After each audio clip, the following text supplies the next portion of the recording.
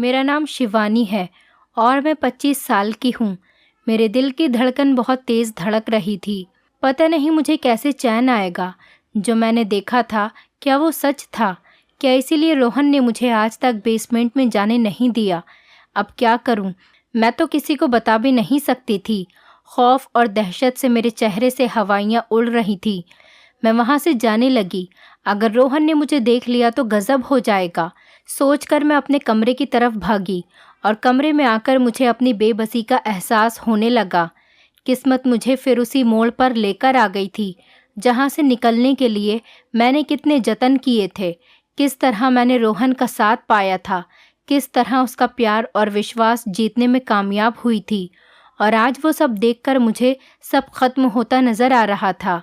ये 3 साल पहले की बात है, जब मैं अपनी ज़िंदगी से निराश हो चुकी थी और कई बार मैंने अपनी जान लेने की कोशिश भी की थी। लेकिन फिर वही ख्याल आ जाता कि ये दुनिया तो तूफ़ानी है, मुझे भगवान को भी मुंह दिखाना है। इसीलिए मैं सब कुछ बर्दाश्त करती रही। मैं करोड़पति बाप की बेटी थी और जो चाहती हासिल कर सकती थी। मुझे किसी चीज़ की कोई कमी नहीं थी। हर वक्त नौकर चाकर मेरे आगे पीछे रहा करते थे। हर साल पापा न्यू मॉडल की कार मुझे गिफ्ट किया करते थे। मेरा वार्डरोब दुनिया भर के महंगे और ब्रांडेड कपड़ों और चीज़ों से भरा पड़ा था। इनको एक बार पहनने के बाद मैंने इन्हें छूकर भी नहीं देखा था। लेकिन फिर भी मैं खुश नहीं रह पाती कि मेरी सबसे अच्छी सहेली पूजा मुझसे कुछ कहा करती थी कि शिवानी, तुम बहुत बेकार हो। अगर इतनी दौलत मेरे पास होती तो मैं तो खुशी से मर जाती। उसकी बातें सुनकर मैं हंस दिया करती थी। तुम क्या जानो, खुशी पैसे से नहीं मिल सकती। लेकिन वो मेरी कोई बात समझने के लिए तैयार नहीं होती कि मैं अपनी ज़िंदगी को एंजॉय नहीं कर सकती थी। मेरे चारों तरफ गार्ड्स मंडराते रहते। मैं यूनिवर्सिटी भी गार्ड्स के साथ ही जाती थी। यहाँ तक कि मेरी क्लास में भी एक गार्ड मौजूद रहता था, जिसे मेरे पिताजी ने बहुत पैसे देकर परमिशन ली। कोई दोस्त भी मेरे करीब आने से पहले 1000 बार सोचता था। इसीलिए इतनी दौलत होने के बावजूद भी मैं घुटन से भरी ज़िंदगी जी रही थी। एक दिन मेरी मुलाकात एक अजय नाम के लड़के से हुई, जो कि बहुत ज़्यादा हैंडसम था। उसे देखकर मैं अपनी पलकें झुकाना भूल गई थी। जब वो मुस्कुराता था तो ऐसा लगता था कि हर तरफ फूल से खिल गए हों। जब बात करता तो खुशबू से बिखरने लगती। पहली नज़र में ही मैं उसे अपना दिल दे बैठी थी। उसकी आवाज़ का जादू मेरे अंदर नई उमंगें जगाने लगा। लेकिन मैं क्या करती, वो मेरी तरफ देखता तक नहीं था और ये बात मुझे बहुत परेशान कर रही थी। आज से पहले ऐसा नहीं हुआ था कि शिवानी को कोई इग्नोर कर सकता। मैं ना ही सिर्फ दौलतमंद थी, बल्कि खूबसूरत भी बहुत थी। यूनिवर्सिटी का हर लड़का मुझ पर मरता था, लेकिन उनके अंदर इतनी हिम्मत नहीं थी कि मुझसे बात कर सके। शिवानी जब तक खुद किसी से बात नहीं करती थी, तब तक कोई उसके करीब आने का सोच भी नहीं सकता था। लेकिन इस बार मामला बहुत अलग था। अजय को हासिल करना मेरा मकसद बन चुका था। उसकी मोहब्बत मेरी रूह तक उतर गई थी, लेकिन वो हमेशा मुझसे दूर दूर रहता था। एक दिन मौका पाकर मैंने उसे अपने घर पार्टी में इनवाइट कर लिया। वो हैरत से मुझे देखने लगा और कहने लगा कि मैं, शिवानी जी, मेरी तो आपसे इतनी बातचीत भी नहीं, तो आपने फिर मुझे कैसे अपनी पर्सनल पार्टी में इनवाइट किया? उसकी आवाज़ में थोड़ी रूडनेस भी थी, लेकिन मुझे हार नहीं माननी थी। तो मैंने उससे कहा कि आ जाएं। अगर आप नहीं आए तो मैं पार्टी कैंसिल कर दूंगी। मैंने मुस्कुराकर धमकी दी थी और वो भी पहली बार मुझे देखकर मुस्कुराया था। बोला कि मैं आ जाऊंगा। वो दिन मेरे लिए बहुत ख़ास था। न जाने इतनी देर से मैं अपने लिए ड्रेस सेलेक्ट कर रही थी। मेरी ख़ास नौकरानी ने जब ये सब देखा तो बोली, दीदी, आप पर तो हर रंग जचता है, फिर इतना परेशान क्यों हो रही हो? वो मेरे फैलाए हुए कमरे को सेट करती जा रही थी। मैंने खुशी से उसे बताया कि तुम क्या जानो कि आज कौन आ रहा है पार्टी में। हैरत से मेरा मुंह तकती रही। वो कहने लगी कि क्या प्राइम मिनिस्टर आ रहे हैं आपकी पार्टी में? मैंने अपना सर पकड़ लिया और मैं कहने लगी, पागल लड़की, क्या मैं उनके लिए इतना तैयार होंगी? मेरी पिंकी से बहुत दोस्ती थी। वो मेरी हमराज थी और मैं उसे सब बताया करती थी। आज भी मैंने उसे अपने दिल की बात बता दी। पिंकी तो मुझसे भी ज़्यादा उतावली होने लगी थी। ये पार्टी तो बस एक बहाना था अजय से बातचीत बढ़ाने का, और मैं उसमें कामयाब हो चुकी थी। आज मैंने देखा, अजय बहुत बदला हुआ लग रहा था। वो मुझे बहुत गौर से देखे जा रहा था। वैसे भी मैं बहुत सुंदर लग रही थी। अजय मेरे लिए फूल लेकर आया था, जिसे देखकर मैं बहुत खुश हुई थी और उस दिन के बाद हम दोनों बहुत करीब आने लगे। अजय ने मुझे बताया था कि वो एक गरीब परिवार से है, तो उस पर मैंने कहा कि तुम फिक्र मत करो, मेरा सब कुछ तुम्हारा ही तो है। मैं उसे बहुत कीमती तोहफे दिया करती थी, परफ्यूम, शूज़, टी शर्ट्स, यहाँ तक कि मैंने उसे अपना एटीएम भी दे रखा था ताकि उसे कभी भी ज़रूरत के वक्त मुझसे मांगना न पड़े। मैं ये नहीं समझ सकती कि वो मुझसे प्यार नहीं करता, बल्कि वो सिर्फ मेरी दौलत की वजह से मेरा इस्तेमाल कर रहा था। जब मैंने अपने पिताजी से अजय के बारे में बात की तो उन्होंने उससे मिलने का फ़ैसला कर लिया। मैं बहुत खुश थी। मुझे पता था कि वो मेरी बात कभी नहीं टाल सकते, लेकिन मेरे पिताजी एक बहुत समझदार इंसान थे। उन्होंने अजय के बारे में सब कुछ पता कर लिया था और जिस दिन उनकी मुलाकात थी उस दिन मैं बेसब्री से इंतज़ार कर रही थी। लेकिन पापा ने पिंकी से कहा कि शिवानी से कहो अपनी टीवी स्क्रीन ऑन कर ले। मैंने टीवी ऑन किया। वहाँ पापा और अजय की मीटिंग की वीडियो चल रही थी, जिसे देखकर मुझे अपने कानों पर यकीन ही नहीं आया, ना आंखों पर। वो अजय ही था, लेकिन उसके लहजे और उसके शब्द सब बदले हुए थे। पापा ने उससे पहला सवाल यही किया था कि क्या डिमांड है तुम्हारी। उनके सवाल सुनकर वो चौंका नहीं था, बल्कि खुश होकर कह रहा था कि मैं अपनी डिमांड नहीं बता सकता सर, मेरे हाथ में तो जैकपॉट लगा हुआ है।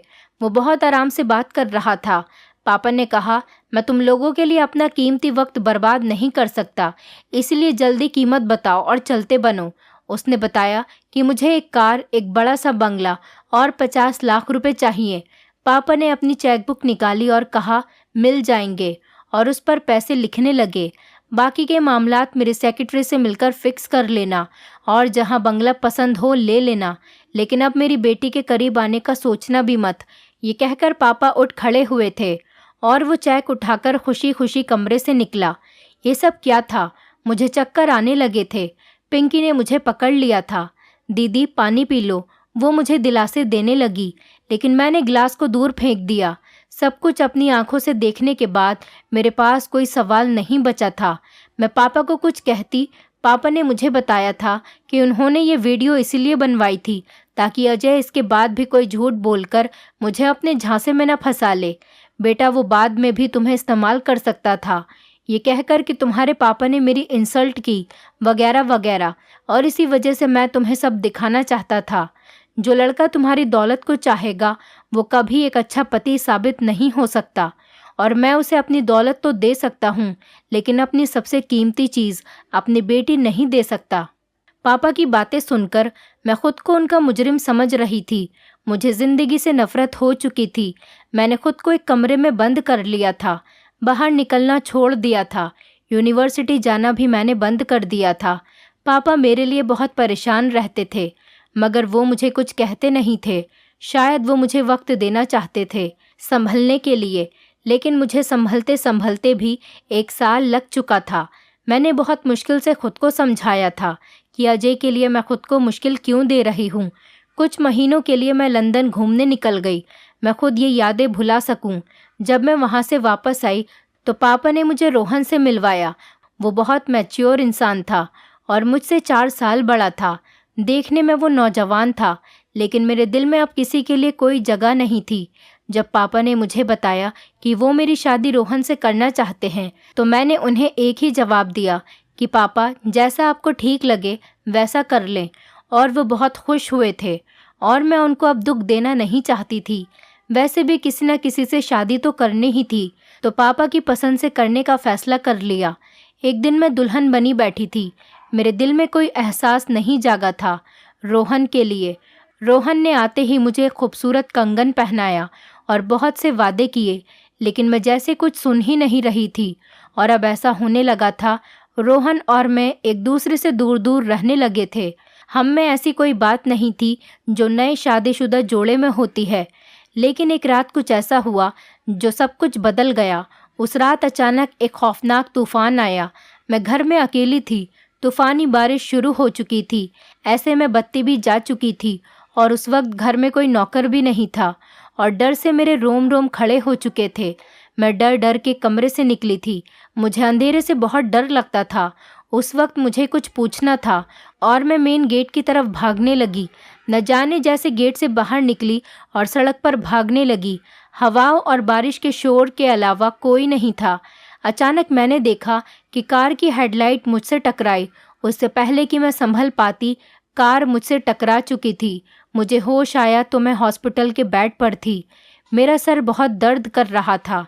मेरे सर पर पट्टी बंधी हुई थी। मुझे होश आता देखकर नर्स मेरे करीब आई और मुझसे पूछा, कैसी हैं आप? तो मैंने जल्दी से कहा, सिस्टर मैं कहाँ हूँ? उसी वक्त एक लड़का मुझे अंदर आता दिखाई दिया। उसने बताया कि मैं उसकी कार से टकरा गई थी और उसने पूछा कि अपने किसी रिश्तेदार का नंबर बता दें ताकि उनको इन्फॉर्म किया जाए। मैंने जल्दी से रोहन का नंबर दिया और मुझे खुद पर हैरत सी होने लगी थी। मुझे रोहन का नंबर कैसे याद हो गया था? शायद आज तक उसका नंबर सेव नहीं किया था, तभी जब भी उसकी कॉल आती तो नंबर देखकर पहचान जाती थी। थोड़ी देर बाद रोहन परेशान सा कमरे में आया। उसके बाल माथे पर चिपके हुए थे। बारिश में भीगने की वजह से मुझे लेटा देखकर वो जल्दी से मेरे करीब आया। क्या हुआ शिवानी, कहाँ थी तुम और ये चोट कैसे लगी? वो मेरा हाथ पकड़कर मुझसे पूछने लगा। उसकी हालत देखकर मैं हैरान थी। पीछे से उस लड़के ने जवाब दिया, सर ये मेरी कार से टकरा गई थी। और रोहन ने गुस्से से उसका गिरेबान पकड़ लिया कि तुम जैसे लड़के अंधों की तरह ड्राइविंग करते हो। अगर मेरी पत्नी को कुछ हो जाता तो मैं तुम्हें जिंदा नहीं छोड़ता। रोहन बहुत गुस्से में था। बहुत मुश्किल से डॉक्टर ने उसे रोका। देखिए सर, आपकी पत्नी बिल्कुल ठीक है, बस हल्का सा जख्म है, आप इन्हें घर ले जा सकते हैं। आपकी बार रोहन मेरे करीब बैठा था और उसकी आंखों में जो एहसास था उसे देखकर मेरा पत्थर दिल पिघलने लगा। क्या मैं उसके लिए इतनी अहमियत रखती थी कि वो मेरी तकलीफ बर्दाश्त नहीं कर पा रहा था? मैंने रोहन से कहा कि मैं ठीक हूँ। रोहन और उस लड़के का भी कोई कसूर नहीं, मैं ही पागलों की तरह भागती हुई आ रही थी। उसने तो फिर भी कोशिश करके मेरी जान बचाई और फिर चोट मुझे सड़क पर गिरने की वजह से लगी थी। मेरी बात सुनकर रोहन जरा से मुस्कुरा दिए। कुछ ही देर में हम घर वापस आ चुके थे। उस रात मुझे पता चला कि शादी के बंधन में कितनी ताकत होती है। वो पति जो मुझसे खिंचा खिंचा रहता था, आज वो मेरे लिए कितना परेशान था और ये एहसास मेरे लिए बहुत खुशी का था। अगली सुबह मेरे लिए खुशियाँ लेकर आई थी। मुझे भी ये महसूस होने लगा था कि मैं अब जिंदा हूँ। रोहन की मोहब्बत पाते ही मैं सब कुछ भूल गई थी। मैं अब उसके बिना रहने का सोच भी नहीं सकती थी और यही हाल रोहन का भी था। एक दिन मैंने उससे पूछ लिया कि आखिर क्या वजह थी जो तुम मुझसे दूर दूर रहते थे? तो वो बहुत आराम से बोला, शिवानी तुम अगर चाहती हो कि हमारी ज़िंदगी में कभी कोई दुख ना आए तो दोबारा ये सवाल मत करना। और उस दिन के बाद मैंने सारे सवाल का गला घोट दिया। मैं अपनी खुशहाल ज़िंदगी में कोई भी परेशानी नहीं लाना चाहती थी, लेकिन ये मेरी भूल थी। हम दोनों एक दूसरे के साथ बहुत खुश थे। रोहन मुझ पर जान छिड़कने लगे थे, लेकिन कुछ रातों से महसूस कर रही थी कि वो आधी रात को कमरे से बाहर जाने लगते थे। एक बार मैंने पूछ लिया तो कहने लगे, मेरी जान मैं ज़रा ताज़ी हवा लेने जाता हूँ। और उसकी ये बात सुनकर मैं रिलैक्स हो जाया करती थी, लेकिन फिर भी मुझे अजीब सी उलझन होने लगी थी। आखिर वो आधी रात को ही क्यों जाया करते थे? वो मेरे साथ भी तो जा सकते थे। एक रात उन्हें लगा कि मैं सो चुकी हूँ और जैसे ही उन्हें लगा कि मैं सो चुकी हूँ तो वो हल्के से उठे और बाहर जाने लगे। तो कुछ देर बाद मैं भी दबे पाँव उसके पीछे निकली। मैंने देखा कि वो घर की पिछली तरफ जो बेसमेंट था उस तरफ जाने लगे थे।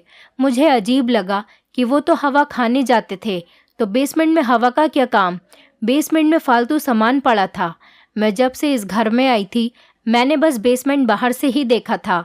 मैं अपनी जगह वापस आकर लेट गई। मुझे अजीब से घबराहट और बेचैनी होने लगी थी। आखिर रोहन ने मुझसे झूठ क्यों बोला? काफ़ी देर बाद जब रोहन वापस आए तो बहुत थके हुए और परेशान लग रहे थे। मैंने कुछ नहीं पूछा, बस उसकी तरफ प्यार से देखने लगी। दूसरी सुबह जब मैंने रोहन से पूछा कि आप बेसमेंट की तरफ क्यों गए थे, तो मैंने देखा कि वो एकदम से चौंक गए थे। उनकी घबराहट मैंने महसूस कर ली थी। वो गला साफ करके कहने लगे कि शिवानी, मैंने कुछ आवाज़ सुनी थी, तभी उस तरफ गया था कि कहीं कोई चोर वगैरह तो नहीं घुस गया। वहाँ उनकी बात सुनकर मैं हद से ज़्यादा परेशान हो गई। क्या कह रहे हैं आप रोहन? आपने चौकीदार को क्यों नहीं कहा? आप खुद वहाँ क्यों चले गए? मैं बहुत घबरा गई थी। अगर तुमको कुछ हो जाता तो? अरे मेरी पागल सी पत्नी, डरो मत, मुझे कुछ नहीं होगा, वो मेरी पोनी खींच कर बोले। यूँ बात ख़त्म हो गई। लेकिन फिर एक रात मैंने उन्हें बेसमेंट में जाते हुए देखा। अब मुझे शक होने लगा था कि आखिर क्या वजह थी। रोहन मुझसे क्या छुपाने की कोशिश कर रहे थे। मैं उनके पीछे जाने लगी तो उन्होंने मुझे देख लिया। उस दिन रोहन बहुत गुस्से में थे। रोहन ने गुस्से में मुझसे कहा, शिवानी तुम क्या कर रही हो यहाँ? मैंने पूछा कि मैं आज देखकर रहूंगी कि क्या राज है जो तुम हर रात मुझसे छुपकर यहाँ आते हो। रोहन, क्या हुआ? उन्होंने मुझे एक चांटा मार दिया।